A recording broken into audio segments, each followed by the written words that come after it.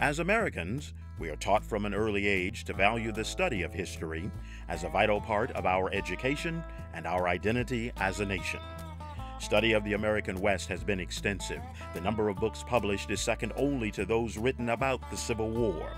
But within all those volumes, references to African Americans are extremely rare.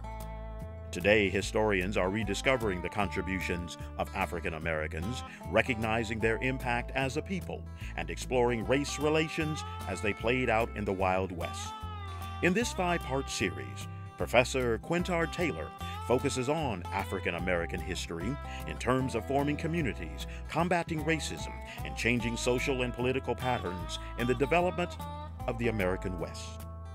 The African American West is presented by the University of Washington's College of Arts and Sciences and the UW Alumni Association. Major funding for this program was provided by Macy's, continuing its long-term commitment to promoting Black history by making this video series available to secondary schools throughout Washington State. Additional funding was provided by the University Bookstore and UW-Medicine. This lecture will explore the urban West, which was home to the vast majority of Blacks in Colorado, California, Utah, Montana, Oregon, and Washington.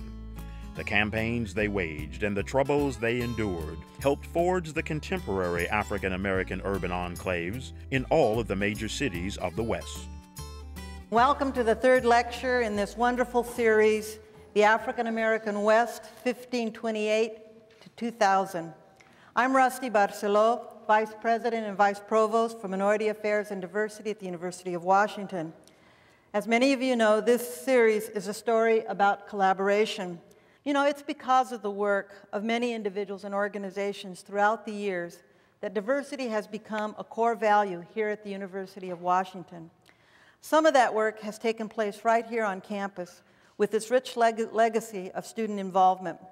Students challenged the university to think differently about issues of representation, access, support, and curriculum, and found that their actions were supported also by many faculty and staff and community who joined them in advocating for change. This activism ultimately culminated in the creation of the Office of Minority Affairs. We owe a great deal to those leaders in our past, whether settlers, activists, or allies, in driving the inclusion of our voices to the larger public debate about diversity and social justice and the role of higher education in the community. I strongly believe, then, that we must build and support a community of scholars whose work focuses on diversity in all of its dimensions: race, ethnicity, class, gender, religion, sexual orientation, nation and nationhood building, disability and age, and so forth, and in all disciplines, and through it take our university and our scholars' research to national prominence. I'm now pleased to introduce our speaker, to welcome our speaker and introduce him. In this series, we've been thrilled to be able to share in the nationally recognized work of Dr. Quintard Taylor. He has dedicated over 30 years to research and teaching in the field of African American history, specializing in African American history in the American West. Originally from Brownsville, Tennessee, Dr. Taylor received his BA degree from St. Augustine College in Raleigh, North Carolina, and his MA and PhD from the University of Minnesota, which makes him very special because I was also at the University of Minnesota. He is the author of numerous publications, including The Forging of a Black Community, A History of Seattle Central District, 1870 through the Civil Rights Era. Dr. Taylor is a former recipient of a Fulbright Hays Fellowship. His work has received several awards and was used as a basis for the public television series South by Northwest. He is also an associate of the American Historical Association, Western History Association, Urban History Association, and the Black Heritage Society of Washington State. He has served in several university capacities throughout his career, including as chair of the Department of History at the University of Oregon, and currently as a Dorothy and Scott Bullitt Professor of American History at the University of Washington.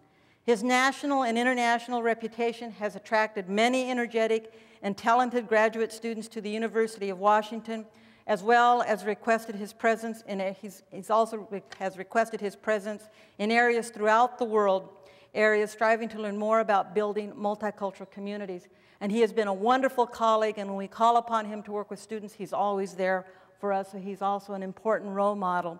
And I might add, students continue to raise important questions about what we're doing on behalf of diversity, and I'm so proud that Quintard Taylor is with us to begin documenting that also for historical reference for the future.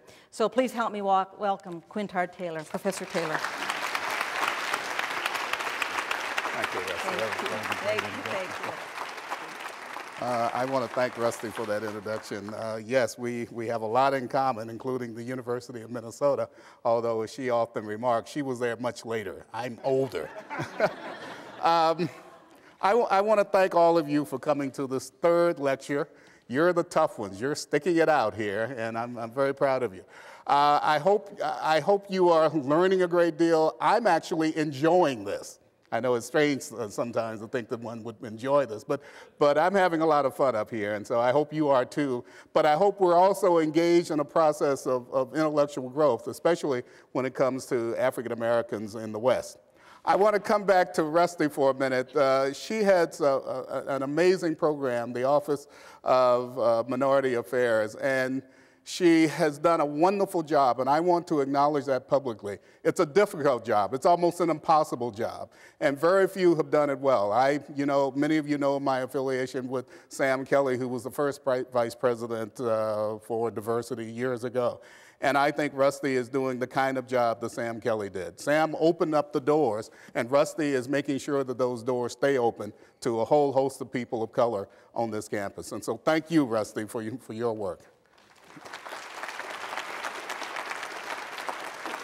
Folks, we want to shift gears. We talked last time about cowboys. We talked about Buffalo Soldiers. We talked about homesteaders. I want to shift our focus to a discussion of the urban West tonight, and I want to try to talk about its significance, but I will give you a preview. From now on, from this point on, we're going to focus on urban people.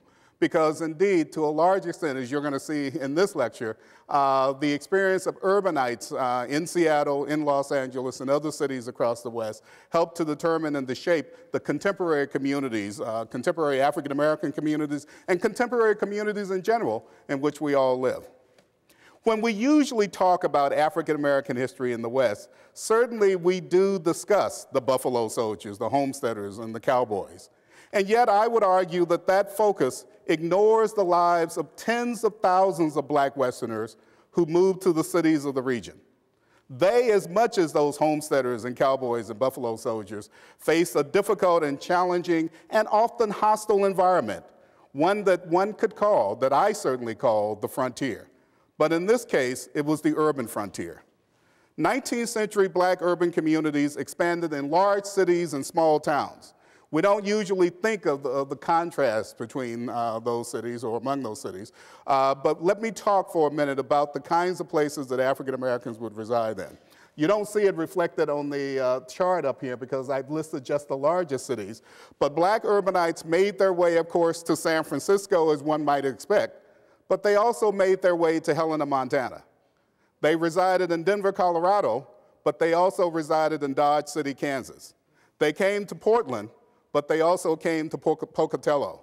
And indeed, in each of those communities, they attempted to establish or fashion a life of their own, a life where their ideas, their views, their worldview would be respected and promoted. Indeed, I want to share with you something that's not generally well known.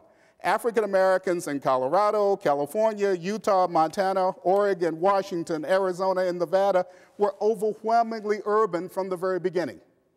In other words, when we talk about people in rural areas in the West, we essentially are talking about Texas and to a lesser extent Kansas and the Indian Territory and Oklahoma. When we talk about the rest of the West, we're almost invariably talking about urbanites. We're talking about people who settled in cities.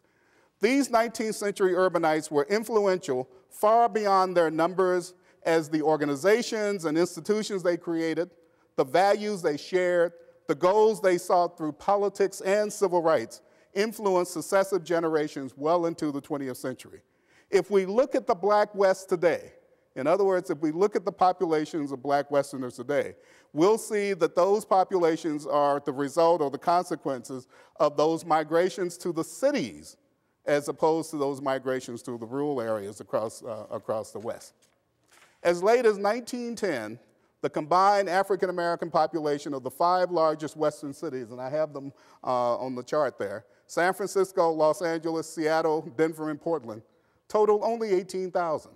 In other words, these are relatively small communities. Here's 5 points, Denver's African American community in 1895. This was slightly more than 1/5, in other words, the 18,000 in all those black cities in the West was slightly more than 1/5 the black population of Washington, D.C. at the time, the city with the largest African American community. In other words, there were relatively small black populations in these Western communities. But I would argue that such small numbers did not prevent Western urban blacks from organizing a rich social and cultural life or from summoning, as we'll find out, their collective energies to battle for racial justice, even in this region. Most people don't think of Helena, Montana as having an African American community. And yet Helena had one of the most vibrant communities in the Pacific Northwest. To put it in perspective, guys, in 1890, in percentage terms, the largest black community in the Pacific Northwest was in Helena, not in Seattle, not in Spokane, not in the various other places. There were larger populations in those other cities, but the largest percentage was in Helena, Montana. And of course, this brings up the fact that we also, and I don't know if we have time to talk about it tonight, we also need to note that black communities also decline. In other words, there are black communities that continue to grow over the decades, but there are some black communities that faded from existence, and Helena's black community is one of them. We're going to examine tonight, not Helena per se, but the African American population in 2 of the largest cities of the West, Seattle and Los Angeles, to get an idea of how African Americans live. But before we do that, I want to provide you with an overview of all of those communities. We want to look at all of the communities in the West, because to a large extent, those communities shared certain characteristics. First, blacks in Western cities performed surprisingly similar work. Both males and females were personal servants. These are photographs from various places. I'll do these quickly. The photograph in the upper left corner is of Seattle. The one in the right corner is Seattle, a maid in Seattle, and waiters in Portland. If you were to look at the entire West, if you were to look at the job structure for blacks in the entire West, you would see essentially that structure. Black folks are doing essentially the same thing. Women were overwhelmingly maids. Men they had a variety of occupations, but these were all what one would consider menial occupations. That is, they worked as hotel waiters, they worked as railroad porters, they were messengers, they were cooks, they were janitors. A small number of black men and women, the middle class as it were independent entrepreneurs, and I'll talk about a couple of those people later on in this lecture. Those were the people who operated barbershops or restaurants or boarding houses, and they made a bit of money, and they often exerted a kind of leadership over the African American community. In the seaport cities, African Americans were going to be sailors. That was one of the major occupations in San Francisco, in Portland, in Seattle, in San Diego. All of these, I should say, none of these occupations paid very well. These were occupations that in effect, forced African Americans to live on what I call the periphery of the economy. In other words, for the most part, there are exceptions, but for the most part, blacks remained poor throughout this entire period.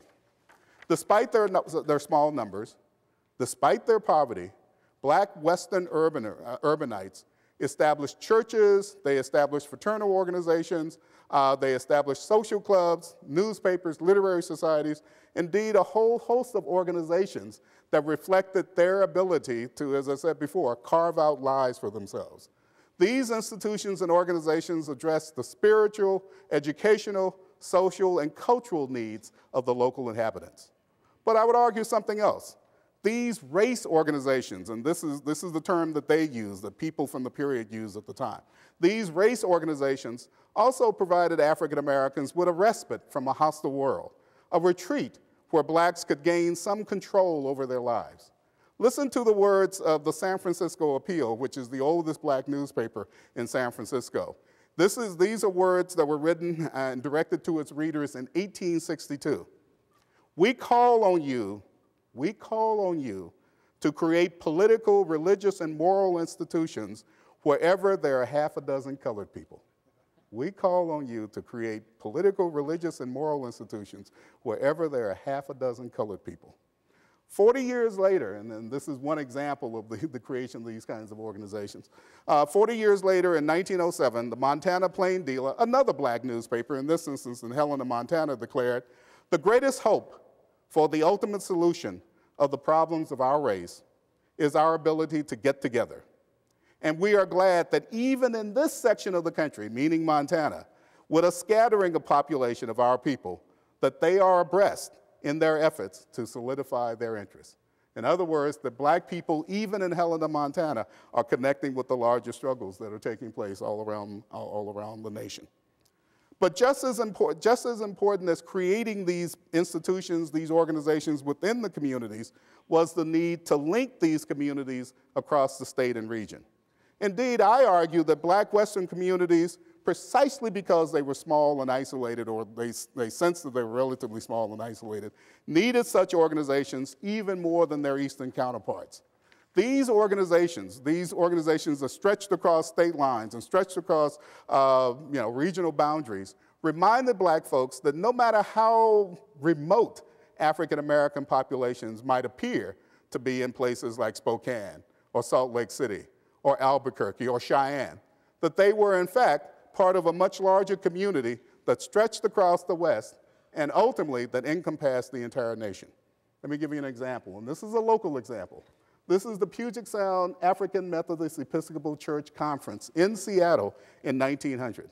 The Puget Sound Conference stretched from Oregon all the way to Alaska. Yes, there were small AME churches in Alaska. There were small AME churches that belonged to this conference in British Columbia.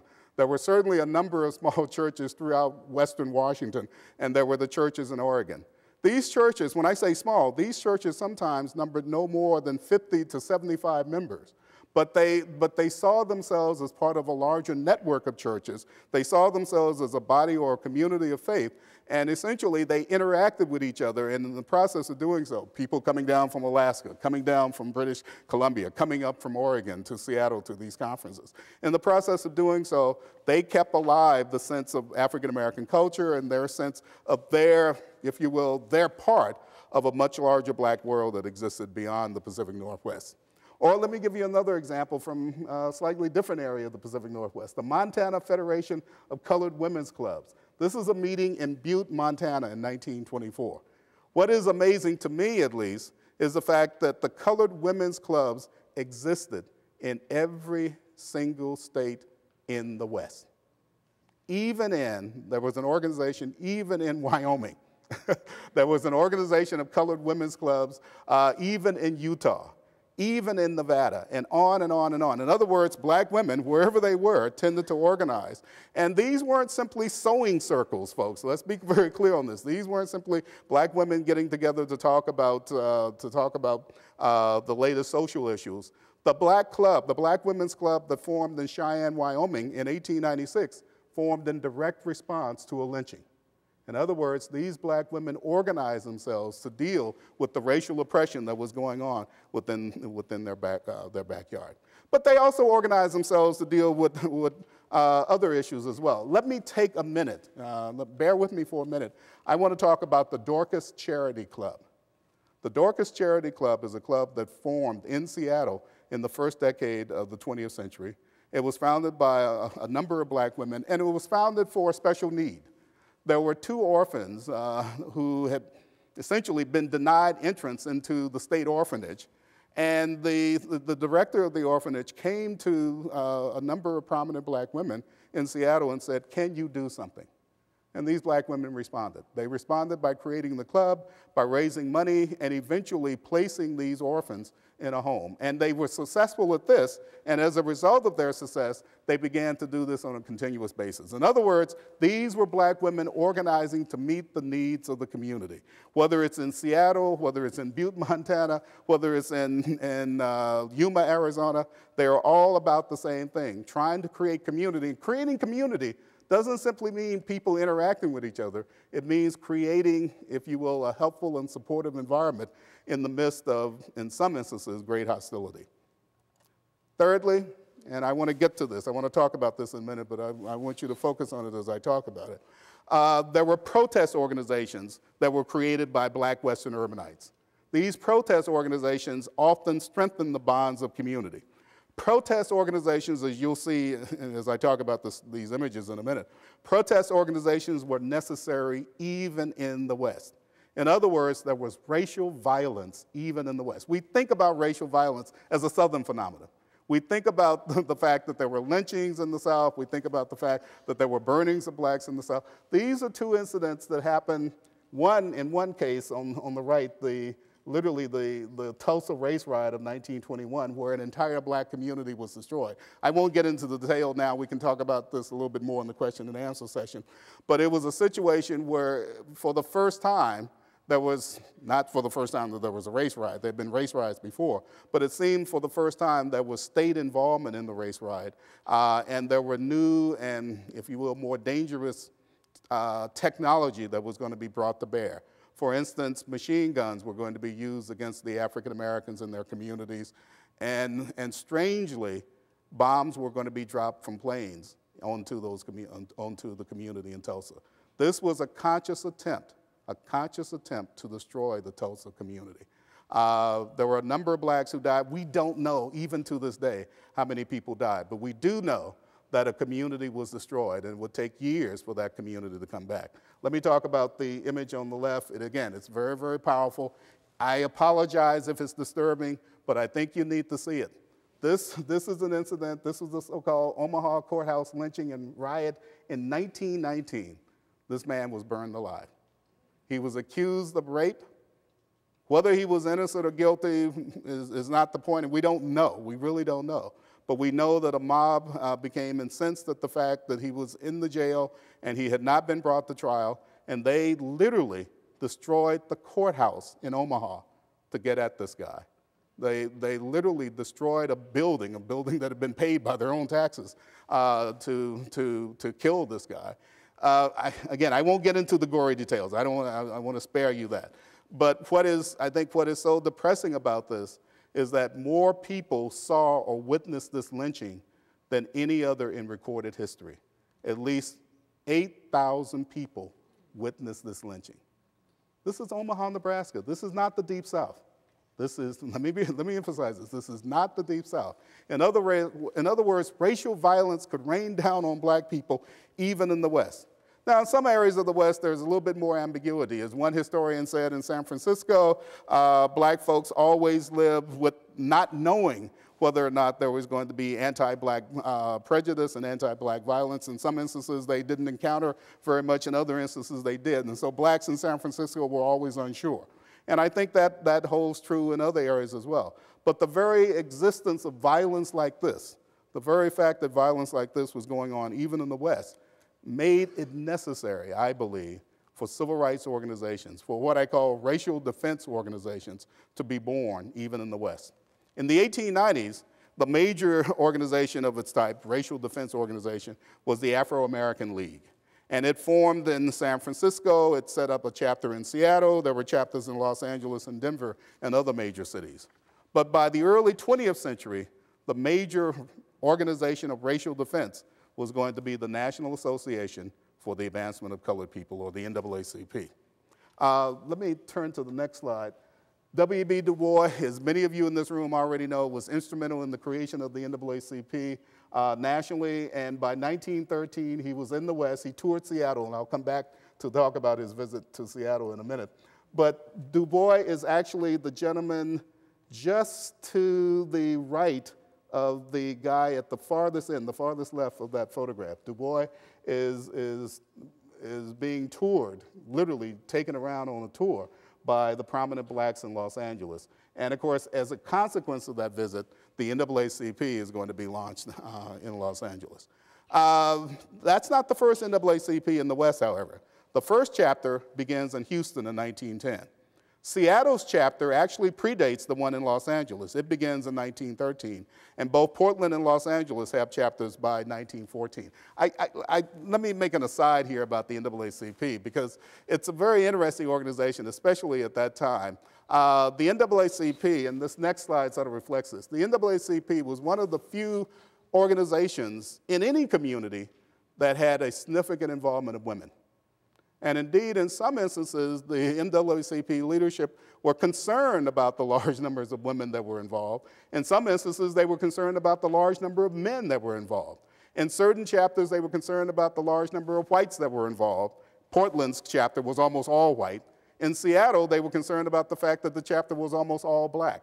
And the NAACP national leadership said, if we are committed to an integrated society, we better be committed to integrating our own organization. And so they integrated the NAACP both on gender terms and also on racial terms in each of these communities that I named. In other words, the NAACP, at least at that time, was going to try to walk the walk as well as talk the talk. They were going to try to create an organization that reflected the future of America. And this is a slide that shows the executive board of the NAACP in Los Angeles in 1923. Over half of the members are women. This was extremely unusual for organizations of this type at the time. By 1925, the NAACP chapters existed in a variety of places in the West, and I'll show you a list in a minute, such as Topeka, Kansas, Boise, Idaho, and my favorite place, Yuma, Arizona. In other words, the NAACP was spreading across the West, and was spreading across the West in order to meet the challenge of racial violence, and to an even larger extent, the challenge of racial discrimination. If we fast forward to the 1920s, we find that Western urban blacks were also joining the Universal Negro Improvement Association, or the UNIA, founded by Jamaican-born Marcus Garvey. For those of you who may not know, the UNIA would become, by the mid-1920s, the largest black-led organization in the world. There would be approximately 5 million members, most of them in the United States, but also in almost all of the countries of Latin America. We don't think of Latin America as having black folks, but there were black folks there. In many of the countries in the Caribbean, and even in a few areas in Africa, even though the UNIA was against the law. It was against the law to belong to the organization in those areas. Let me put up this shot. This is Marcus Garvey. You see Marcus Garvey in the limousine, but look at the quotes from the Seattleites. Marcus Garvey came to Seattle at least twice in the early 1920s. And he had a marked influence on the small black community here. There were a number of blacks locally who became Garveyites. By 1926, there were divisions or chapters of the UNIA in places like Los Angeles and Denver and Dallas and Seattle. But there were also chapters of the UNIA in small communities, places like Colorado Springs, Colorado, Coffeyville, Kansas, Mesa, Arizona, and Fresno, California. In other words, again, the UNIA existed in places where we don't normally associate with black folks. And maybe that's the whole point, that by creating branches of the UNIA in those small towns, those black folks were connecting to a much larger world. That's what I think we ought to emphasize here, that African-American communities in the West were small. There's no question about that. Or relative to the Eastern communities, they were small. They were even tiny, if you want to use that expression. But they were connected. They were never isolated. In other words, black people, even in Seattle, black people, even in Portland, black people, even in Boise, knew about the civil rights struggles that were going on nationally and internationally. For instance, in Seattle, black people came to the AME Church, the first AME Church, which is still in existence today, as many of you know, and they heard W.B. Du Bois lecture. They came to the UNIA Hall in Seattle, and they heard Marcus Garvey lecture. They heard Mary McLeod Bethune. They heard Adam Clayton Powell. In other words, there wasn't a major or significant black political leader who didn't come through Seattle. And I suspect that happened in most of the other fairly large cities. I won't say it happened in Boise, but it happened in most of the other fairly large black communities across the country. Indeed, Du Bois would come to Seattle a number of times. As a matter of fact, he would like Seattle so much that he would take his third wife from Seattle. Her name was Shirley Graham. Actually, Shirley Graham graduated from Lewis and Clark High School in Spokane, And then she came to Seattle and became active in the community. And Du Bois apparently noticed her on one of the first trips out and continued to notice her. And eventually they were married. And I would say, and this is not a shameless plug for Shirley Graham Du Bois, but she was the most active, the most politically engaged of all of Du Bois' wives. And indeed, she would, toward the end of his life, become almost as prominent as he internationally. As a matter of fact, she died in Beijing, China in 1976 as part of this international effort to focus attention on race. So what we're talking about here is the African-American community, even in Seattle, being connected to these larger issues, these larger questions of racial oppression and how to deal with it, how to respond to it. Let me shift our focus directly to Seattle and Los Angeles. And I do so partly because we're all in Seattle, and partly because Los Angeles has the largest black urban community. But I also do so because in some ways, these communities are atypical and yet typical. I'm going to talk about examples of their typicality, that is, how they were like other African-American communities in the West. But we're also going to talk about the exceptions. We're going to talk about the ways in which these communities were different from those other areas as well. Let me go back to 1913, the 1913 tour of Du Bois. Remember we said he toured the West Coast. He was in Los Angeles. He was in San Francisco. He started chapters of the NAACP there. He also came to the Pacific Northwest. And he was especially, as you can see from this quote, he was especially, how will I say this, smitten by Seattle. He was impressed by what he saw in Seattle in terms of the political question. I won't read the entire quote here, but look toward the end. It says, you know, why are these black folks different out here? And it goes, above all, they are part of the greater group, and they know it. Notice those words, greater, they are part of the greater group and they know. In other words, even though they're a small community in Seattle, they are connected. They sense that they are connected to the larger, the national and even international African-American community. But he also says something else. They want them to come. That is, they want other African-Americans to come and define freedom as they have. They want other African-Americans to come to Seattle and find freedom as they have. We want to interrogate that notion of freedom for a minute. How accurate was it? Was Seattle the promised land? And I'm not going to answer that question, but I'm going to let you hear the information that we present, and you'll have to make a determination in your own mind as to whether or not Seattle would become that promised land and whether it represented a really different course of history for African Americans. But let's talk about that history. Let me put this chart up. This is the growth of Seattle's black population. I want you to watch this as I work my way through the early years of Seattle's black community. And I do so with some trepidation because Esther Hall Mumford is sitting somewhere in the audience, and she is the expert on this period. And so I may defer to her on all the questions about this period. But let me begin. Seattle's 19th century black population grew from a single resident, Manuel Lopes, the first barber. And notice I said the first barber, not the first black barber, who arrived in Seattle in 1858. In other words, when he arrived, he was the only barber in town. By 1900, there were 406 African Americans in the city. By that time, these black pioneers had established or founded the institutions, many of which would continue to function in the city right to this day. For example, Jones Street AME Church is now the first AME church. Jones Street was founded in 1886. It was founded before Washington became a state. Mount Zion Baptist Church was founded in 1894. And Mount Zion, of course, is still mightily in existence. It is both of these churches are two of the leading churches in the community.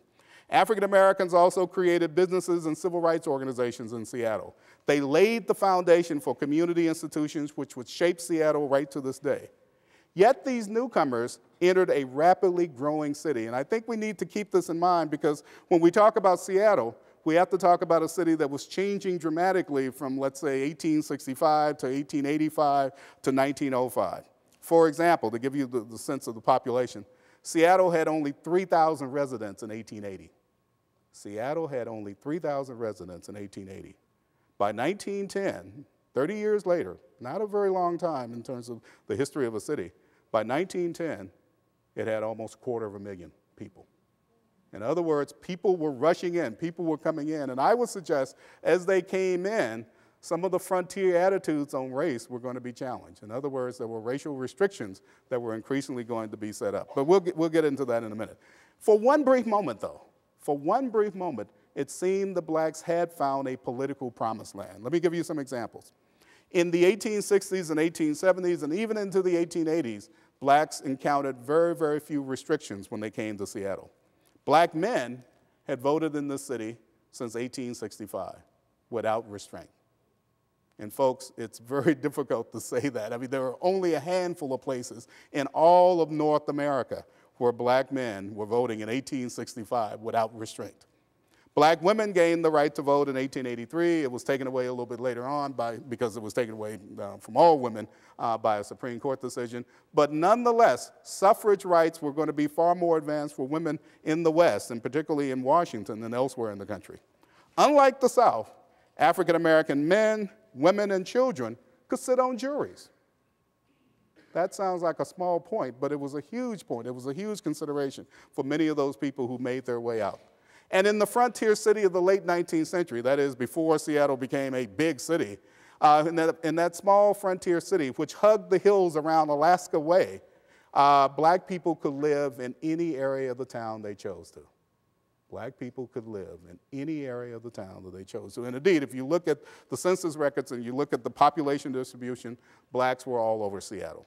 They were literally all over Seattle. Black businesses were also spread all over Seattle. We would eventually come to a point where we would think about the ghettoization of businesses. In other words, most black businesses would be in a black business district in the middle of the black community. In the 1860s, 1870s, 1880s, even into the 1890s, we see black businesses being established next to or interspersed among the white businesses all over the city. For instance, the largest black business in the city in the 1870s was Monet's, I love this term, Monet's Oyster Saloon. Okay, he sold a lot of other things, so he was a restaurateur. But what was interesting about Monet's Oyster Saloon was that it was literally across the street from Yesler Sawmill, which was the largest business in the city. And on and on and on. In other words, black businesses were located throughout the city because their clientele was located throughout the city. In other words, black businesses served the entire city, not just an African American community. William Gross was part of this legacy. William Gross, of course, arrived in 1860. He was from Washington, D.C. He became a leading restaurateur. You probably know the story of William Gross. What you probably don't know is that he established Our House, which became technically the first hotel in the city of Seattle. He also was responsible for helping a whole host of new immigrants, white, black, even Asian, to acculturate themselves to the city, and you'll see an example of this in a minute. Gross was part of that pioneer group, a pioneer group that had far more, if you will, liberty, far more freedom than would be the case in the 1910s and the 20s and the 1930s and beyond. As a matter of fact, let me go to this next image. Robert Moran, and many of you will probably not be familiar with Robert Moran. He was the, how will I say this? He was the Bill Gates of his era. He was the guy who essentially established the major shipbuilding facilities in Seattle in the 1890s. But long before he did, he came, as you see from this overhead, and he's telling his story, he came almost penniless to Seattle, and one of the first people that helped him, well, indeed, the first person that gave him a meal was Bill Gross. The first person who gave him a meal was Bill Gross.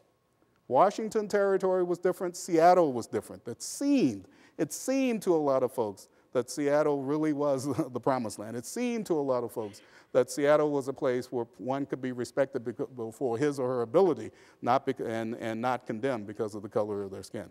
Unlike California or Oregon or Montana or Idaho and all the southern states, Washington Territory had absolutely no laws mandating segregation of any type. There were no laws, for instance, that mandated school segregation.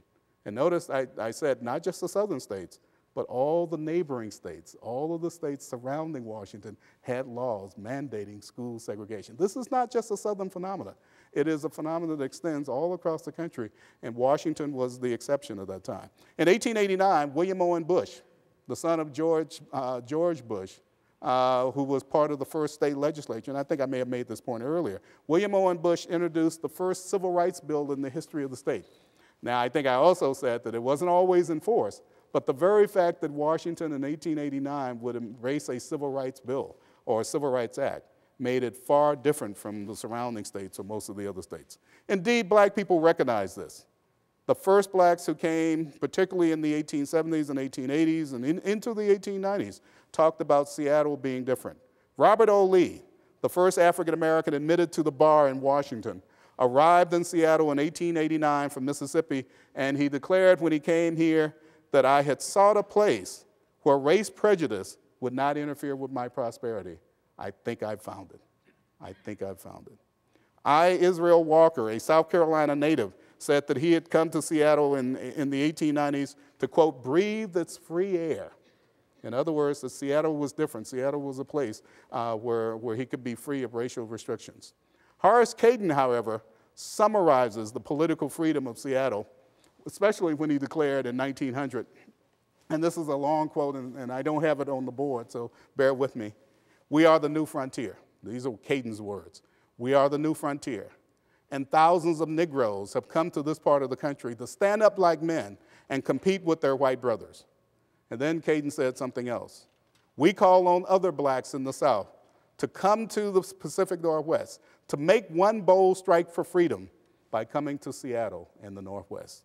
To make one bold strike for freedom by coming to Seattle in the Northwest. In many ways, Horace Cayton epitomized the joint ideals of freedom and success in Seattle in the Pacific Northwest, and that prompts me to talk about the images up here. I've got two images. The first one, here we are, the Seattle Republican. This is actually from around 1909, but it reflects Cayton's almost boundless optimism about Seattle. He's a booster. He believes in Seattle. He believes in Seattle's future, and he believes it has a future that is free of racial prejudice or racial discrimination.